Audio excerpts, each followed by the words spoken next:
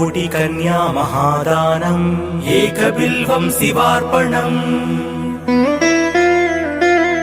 पार्वत्याः स्वेदसञ्जातं महादेवस्य च प्रियं बिल्ववृक्षं नमस्यामि एकबिल्वं शिवार्पणम्।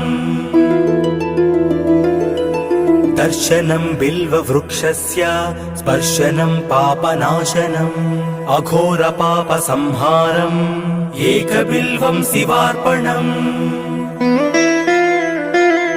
मूलतो ब्रह्मरूपाय मध्यतो विष्णुरूपिणे अग्रत शिवरूपाय एकबिल्वं शिवार्पणम्।